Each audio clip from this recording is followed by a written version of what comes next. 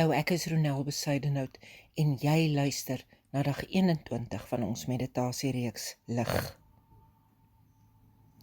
Hierdie aanhaling van Moeder Teresa van Calcutta het sy oor haar eie lewe gemaak. Hoor ek die aanhaling, kan ek nie anders as om ook aan 'n ander moeder te dink nie, Maria, die ma van Jesus.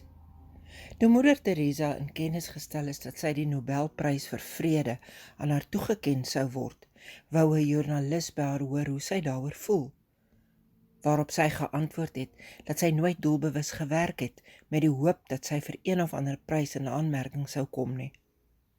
Sy is een van die bekendste mense op die aardbol, het die joernalis gepor, waarop sy weer eens geantwoord het dat sy ook nooit gepoog het om bekend te word nie. God roep ons nie om suksesvol te wees nie. God roep ons om gehoorsaam te wees, het sy verduidelik.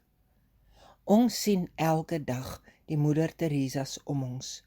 Mense wat nie groot prestasies bereik nie, maar wat bloot getrou is in hulle alledaagse lewens van sorg en omgee.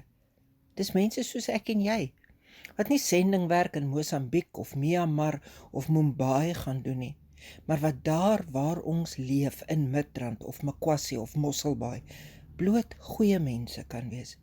Mense met 'n hart, getrou om God te dien. Nie geroep om suksesvol te wees nie, geroep om gehoorsaam te wees. Dit is juis wat ek by die jong Maria van Nasaret ook leer. Toe die engel Gabriël haar lewenstaak oplê, was haar eers verbasing, vanselfsprekend. Juis sou hy die Messias wees. Maar dan kom die nederige antwoord, ek is tot beskikking van die Here. Laat met my gebeur wat u gesê het.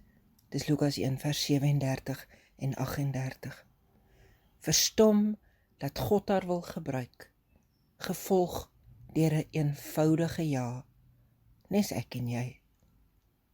Bid saam met my. Here, gewoner as ek is daar seker nie, en tog maak u ruimte vir ons om u te volg. Maak my ook gehoorsaam en getrou. Hierdie meditasies word aangebied met die ondersteuning van Cordis Trust se Boodskap van Hoop projekte. Lees gerus meer hieroor by www.cordistrust.co.za. Meer inligting oor my digitale bediening is beskikbaar by www.ronelbesuidenhout.co.za.